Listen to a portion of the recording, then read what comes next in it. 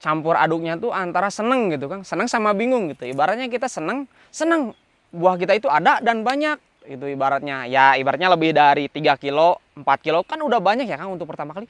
Namun ada sebuah kebingungan, mau dibawa kemana gitu kan. Itu kan awal pertama kita bingung gitu. Ini mau digimanain gitu kan. Kadang gitu, karena kita terfokusnya pada awalnya itu untuk nanam sebanyak-banyaknya, atau misalkan kita panen sebanyak-banyaknya gitu. Kita itu belum memikirkan outputnya ke arah mana gitu. Itu memang jadi kebingungan, tapi kalau untuk hasil dari pertama kali itu memang sebuah kebanggaan sih Kang. Bagi saya pribadi dan ibaratnya kita tim itu sangat sebuah prestasi mungkin ya. Kenapa prestasi? Karena itu sabarnya kita menunggu loh Kang. Bayangkan 1 tahun waktunya kita menunggu, begitu itu buahan, ngeri itu, pecah itu.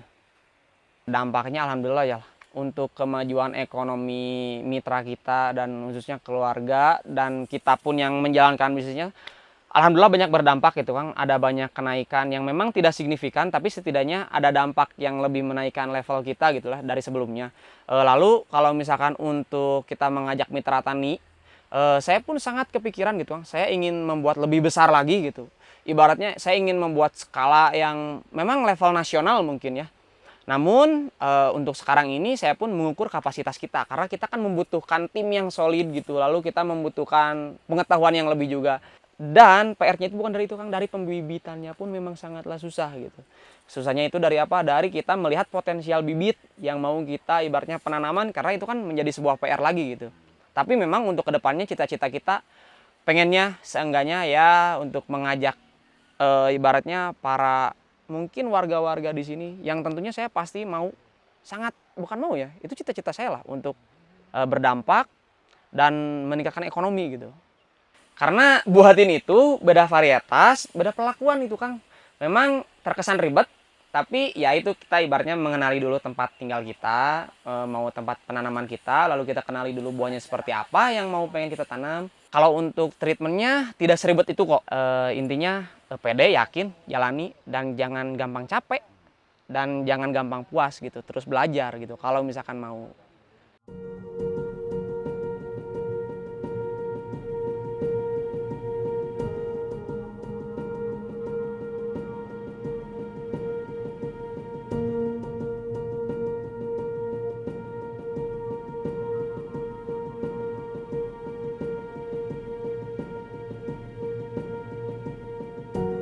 Perkenalkan, nama saya Renaldi Ardian. Kebun ini bertepat di daerah Desa Alam Endah ya tentunya. Ini namanya daerah Ciwaluh Kang.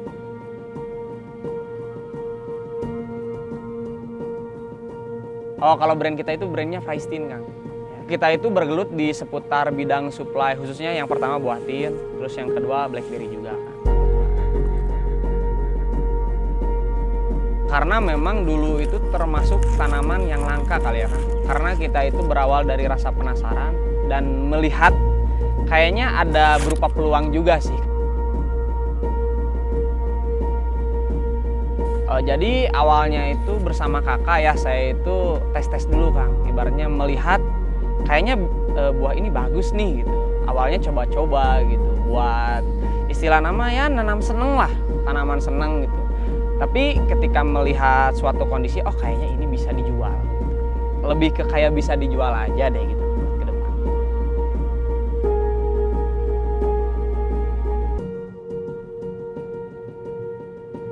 Karena buah hati itu termasuk tanaman keras ya Kang. Jadi memang notabene menyerap nutrisinya itu nggak akan terlalu jauh gitu. Jadi ibaratnya terpusat dari suatu tempatnya lah. Maka dari itu kita akhirnya mencobalah untuk tumpang sari gitu. Biar memaksimalkan potensi lahan gitu. Karena kan ketika misalkan sekarang kita menanam hanya sedikit-sedikit aja, kayaknya sayang gitu si lahannya. Ibaratnya cuman kan kita itu harus berjarak juga kan ya. Itu kan sebuah PR juga untuk kita. Nah, hingga pada akhirnya ternyata space-nya itu bisa ditanam buat tanaman lain yang tentunya lebih bisa menghasilkan juga gitu. Entah itu hasil dari pertaniannya kah, entah itu kalau misalkan kita bumbu masak kah, ya bisa buat keseharian bisa, buat dijual bisa. Itu tergantung kita menyesuaikan dengan kebutuhannya aja sih.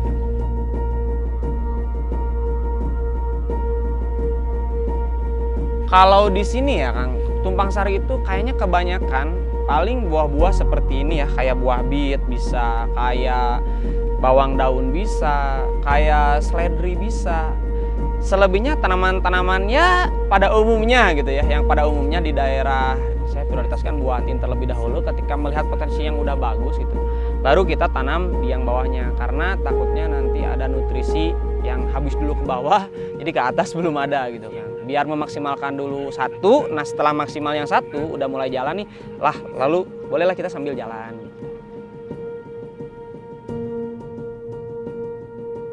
Kalau tahu dari timeline awal penanaman sebelum sampai kita memetik kali ya, itu mungkin rentan waktu ya, bisa kurang lebih 8 bulan paling cepat, 9 bulan bisa, tapi rata-rata di 1 tahun Kang. Sampai ibaratnya penanaman lalu petik gitu Kang, selebihnya.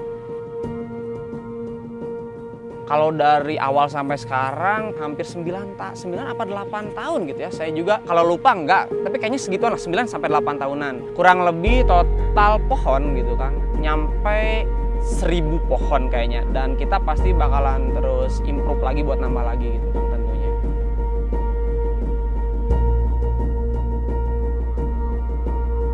Lebih ke kayak memaksimalkan potensi aja sih Kang, selebihnya memaksimalkan potensi lahan. Karena kalaupun misalkan kita menanam buah tin aja katakanlah 1 ya, memang hasilnya pasti akan sama seperti itu juga sih, hingga pada akhirnya memang tidak mengganggu ekosistem yang lain gitu. Setelah dicoba, alhamdulillah memang tidak mengganggu ekosistem yang lain gitu, karena memang dampaknya pun tidak signifikan gitu Kang. Ketika kita misalkan menanam bawahnya dengan ibaratnya tumpang sari ataupun tidak, itu memang tidak terlalu signifikan juga sih. Tidak akan sampai jomplang berapa puluh persen, enggak akan sih. Paling kalau 10% mungkin iya, karena ya mungkin keganggu entah keinjek kah, atau ada apa kah, atau ada hama kah, atau ada apa kan. Misalkan hama yang dari bawah naik ke atas atau yang dari atas turun ke bawah kan mungkin bisa-bisa aja gitu.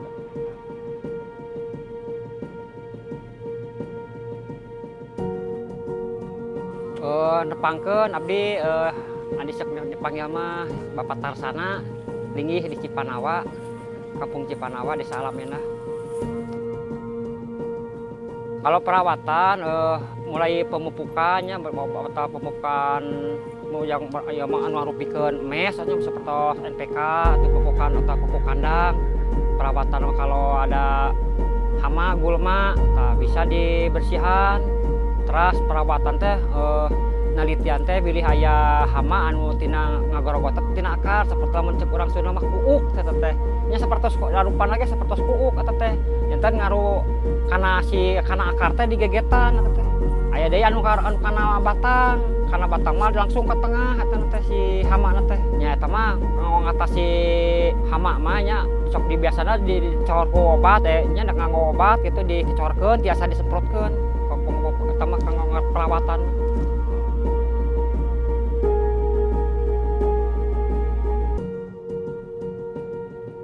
Berawal dari kekhawatiran kali ya Kang, kekhawatiran sama ibaratnya memang dari kita itu daerah sini khususnya rata-rata terbiasa menanam sayur gitu Kang. Jadi kayak aduh sayang gitu ya kalau kita nggak menanam sayur gitu. Di balik ada memang kita punya prioritas pohon buah tin, tapi kayak sayang aja gitu ketika tidak ditanam sayur, hingga akhirnya sedikit mencoba terlebih dahulu, mungkin trial dulu lah, cobain bisa nggak sih gitu, hingga akhirnya cuman ya awalnya dari coba-coba ya, mungkin seiring berjalannya waktu terbentuk gitu Kang, bagaimana caranya memaintain antara misalkan kita prioritasnya buah tin dan kita di samping buah tin kita punya tanaman yang lain, biar memaksimalkan potensi dari lahannya. Lalu ya khususnya tempat karena memang kayaknya kurang sih Kang, kurang maksimal gitu kalau misalkan dibiarin aja rata gitu tanpa ada yang lain lagi, kayak kurang estetika juga gitu kelihatannya.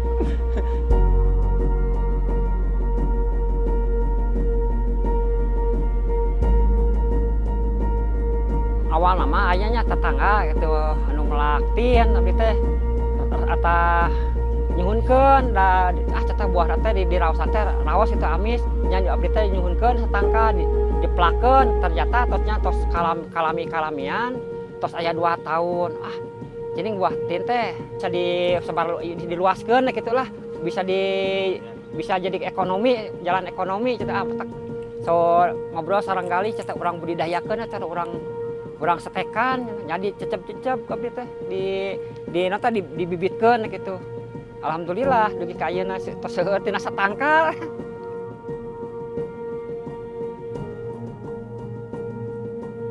Jangan lupa ini aja lah ya, kayak pupuknya diperhatiin, lalu selain dari pupuknya diperhatiin, potensi hama lah, sebelum ada hama itu dari potensinya dulu gitu dilihat.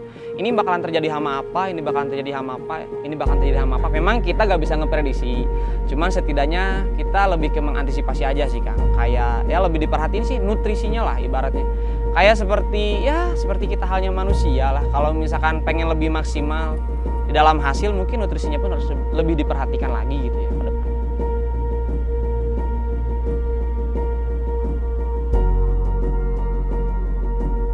Tantangan paling nyata mungkinnya lebih ke kayak memanage harga pupuk dan lain sebagainya, karena kan pengeluaran pasti lebih besar gitu kan. Kenapa lebih besar? Karena kan kita yang tadinya mulai dari cuman satu varietas atau satu pohon atau ibaratnya satu tanaman, hingga akhirnya kan kita harus menambah pertama kos produksi juga, lalu menambah ibaratnya daya pekerja juga, yang itu pasti menghabiskan satu material. Lalu selain dari itu juga kita terbagi juga kan fokusnya. Kenapa? Karena kita selain dari memperhatikan buah yang prioritas kita itu dari buah tin ini, ya kita juga harus memperhatikan yang bawahnya gitu, yang tumpang sarinya masa ibaratnya yang di atas bagus, yang di bawah kok jelek gitu kan.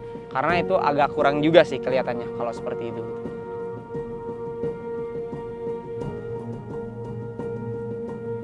Yang paling susahnya itu ya mungkin ketika misalkan takutnya ya Kang, takut kita terkena hama yang tiba-tiba ibaratnya pohonnya mati, tapi kita nggak tahu gitu hamanya apa, karena itu kita baru pertama kali mencoba gitu, mencoba ibaratnya penanaman atau kita waktu berjalan berapa tahun tiba-tiba mati pohonnya, kan kita nggak tahu ya Kang, kita belum research gitu. Nah itu jadi PR karena kan kita nggak ada biaya buat ngedatengin orang yang proper gitu, belum lagi kita ibaratnya improve lah Kang dari sini, karena memang basicnya orang-orang sini petani, jadi kita ibaratnya trial and error aja gitu. Cuman ya itu memang menjadi sebuah ketakutan juga. Lalu seiring berjalannya waktu ketakutan juga berjalan seperti kita khawatir akan ibaratnya panen apakah ini bakalan bagus atau tidak. Tapi memang ya itu qadarullah, kita serahkan kepada Yang Maha Kuasa kalau untuk itu.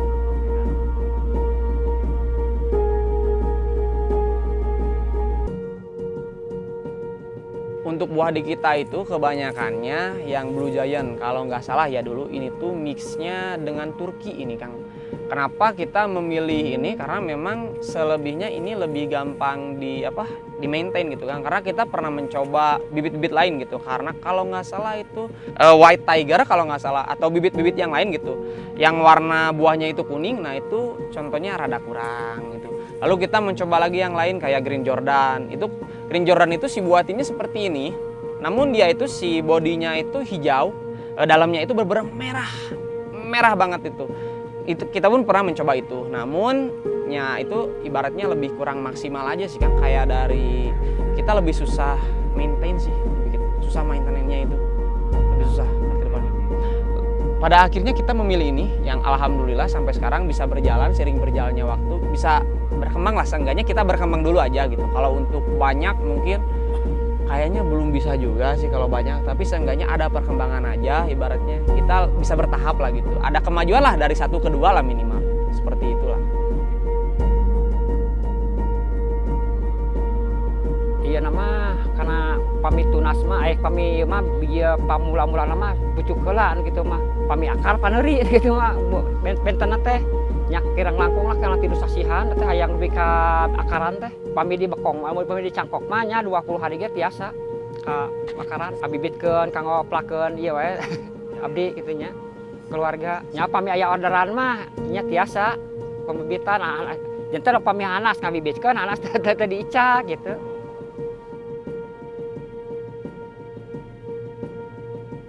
Sebetulnya buah tin itu tidak bermusim ya Kang, tergantung ibaratnya buahnya itu matang atau enggak gitu. Cuman kita biasanya itu menghitung dari rentan waktu sih Kang.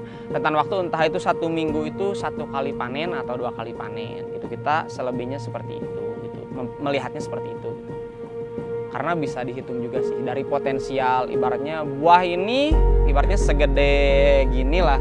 oh nanti ibaratnya 4 hari ke depan siapa tahu bisa lebih besar. Kalaupun enggak, oh berarti minggu depannya gitu. Karena memang lama.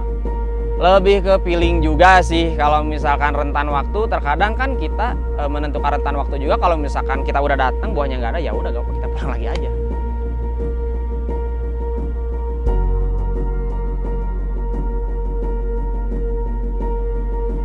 Sejauh ini sepanjang tahun sih Kang, kalau panen raya mungkin itu dampak dari cuaca juga sih Kang. Karena kalau misalkan dari cuaca yang kemarau itu bagus mungkin untuk pertumbuhan ya. Dari ibaratnya pertumbuhan buah lebih maksimal, lebih cepat. Karena mungkin notabene buah ini berasal dari Timur Tengah ya Kang, yang membutuhkan cuaca yang lebih panas, kemarau gitu. Apalagi kan di kita dibandingkan dengan notabene daerah kita yang kandungan airnya banyak gitu kan. Lalu daerah kita itu subur, mungkin daerah kita lebih unggulnya di suburnya. Dan untungnya kalau misalkan musim panas itu subur ditambah panas, insya Allah lah kombinasi maksimal. Kenaikan panennya itu bisa signifikan dari sebelumnya. Basah sama ibaratnya cuaca yang bergonta-ganti cepat gitu kan. Kayak misalkan pagi sekarang panas, begitu siang hari hujan, kadang sore kita ada panas lagi loh Kang. Kan itu ngeri gitu, bagi kita itu ngeri. Untuk yang notabene-nya petani gitu, ngeri seperti itu.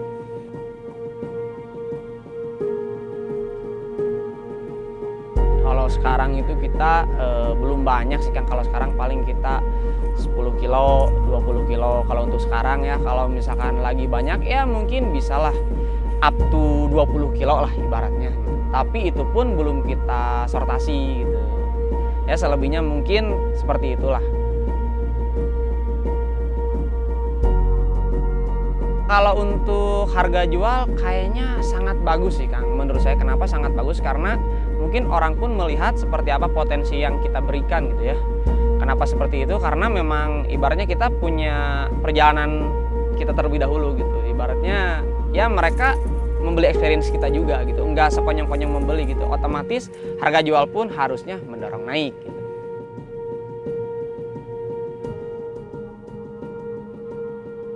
Kalau dikira-kira mungkin 1-2 hektar kali Kang. Cuman memang si kebunnya itu terbagi-bagi, kita itu lokasinya. Dan kebanyakannya itu kebun yang memang notabene milik keluarga gitu Kang. Jadi kita itu saling membuat suatu ekosistem bisnis gitu bersama keluarga untuk berjalan bersama-sama gitu.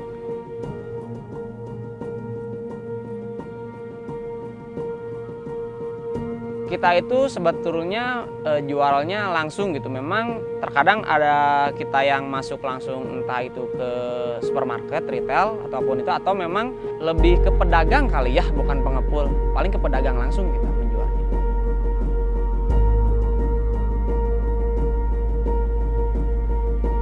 Campur aduknya tuh antara seneng gitu kan, seneng sama bingung gitu. Ibaratnya kita seneng buah kita itu ada dan banyak. Itu ibaratnya lebih dari 3 kilo, 4 kilo kan udah banyak ya Kang untuk pertama kali.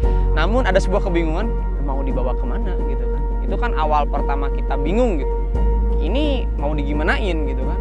Kadang gitu, karena kita terfokusnya pada awalnya itu untuk nanam sebanyak-banyaknya, atau misalkan kita panen sebanyak-banyaknya gitu. Kita itu belum memikirkan outputnya ke arah mana gitu. Itu memang jadi kebingungan, tapi kalau untuk hasil dari pertama kali itu memang sebuah kebanggaan sih Kang. Bagi saya pribadi dan ibaratnya kita tim itu sangat sebuah prestasi mungkin ya. Kenapa prestasi? Karena itu sabarnya kita menunggu loh Kang. Bayangkan 1 tahun waktunya kita menunggu. Begitu itu buahan, ngeri itu, pecah itu.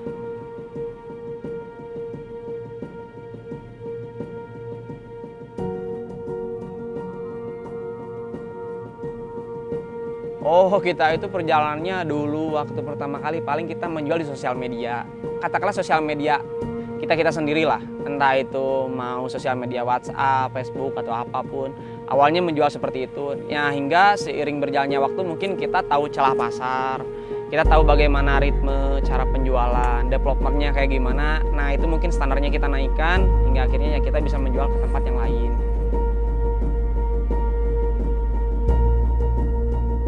Perbedaannya itu seperti itu Kang. Jadi kita itu kayak improvisasi. Misalkan kandungan pupuk seperti katakanlah NPK-nya mau berapa persen, ini katakanlah pupuk kandangnya mau berapa persen. Jadi kita itu memix gitu kan, hingga akhirnya harus menemukan takaran yang sedikitnya lebih pas mungkin ya. Kalau pas banget kayaknya nggak bisa diprediksi sih kalau untuk sama alam gitu. Tapi kayaknya untuk kita ibaratnya learning by doing gitu kan, sambil jalan kita sambil coba. Nah kita itu lebih ke maksimal kombinasi kayak pupuk kandang, pupuk lain lah ibaratnya, lebih dimaksimalin aja gitu. Sama ibaratnya kalau misalkan pupuk organik kita coba juga gitu, ibaratnya yang lebih bagus yang mana sih gitu. Dampaknya alhamdulillah ya untuk kemajuan ekonomi mitra kita dan khususnya keluarga dan kita pun yang menjalankan bisnisnya, alhamdulillah banyak berdampak gitu kan. Ada banyak kenaikan yang memang tidak signifikan, tapi setidaknya ada dampak yang lebih menaikkan level kita gitulah dari sebelumnya. Lalu kalau misalkan untuk kita mengajak mitra tani, saya pun sangat kepikiran gitu kan. Saya ingin membuat lebih besar lagi gitu. Ibaratnya saya ingin membuat skala yang memang level nasional mungkin ya.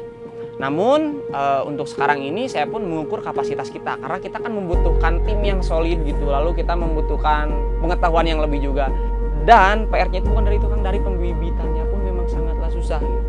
Susahnya itu dari apa? Dari kita melihat potensial bibit yang mau kita ibaratnya penanaman, karena itu kan menjadi sebuah PR lagi gitu.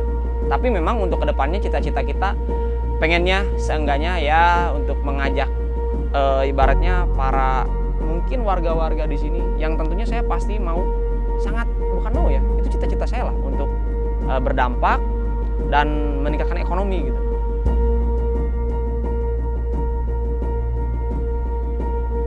Pelajaran yang pertama, artinya kita itu harus lebih perhatian kepada tanaman. Kita itu memperlakukan harus benar-benar detail, seniat itu. Lalu ibaratnya kita itu harus, ketika misalkan kita ingin tanaman mengeluarkan hasilnya yang maksimal, kita pun sama harus mengeluarkan tenaga maksimal, waktu yang maksimal, dan modal pun yang maksimal juga tentunya. Tapi ya pelajaran yang kita dapetin itu, khususnya saya pribadi dan rekan-rekan mitra tani itu sangatlah bangga mungkin ya, karena bisa memanage keadaan gitu kan. Jadi kita itu nggak asal-asalan gitu. Kita itu melatih lebih detail gitu, lebih rapi, lebih tertata gitu.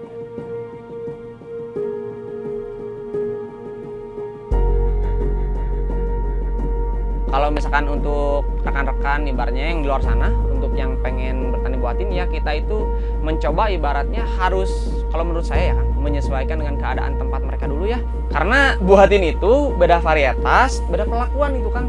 Memang terkesan ribet, tapi ya itu kita ibaratnya mengenali dulu tempat tinggal kita, mau tempat penanaman kita, lalu kita kenali dulu buahnya seperti apa yang mau pengen kita tanam. Kalau untuk treatmentnya tidak seribet itu kok. Intinya pede, yakin, jalani, dan jangan gampang capek dan jangan gampang puas gitu, terus belajar gitu kalau misalkan mau. Jangan gampang berpuas diri lah, teruslah berproses, jangan pernah angkuh, tetaplah rendah hati.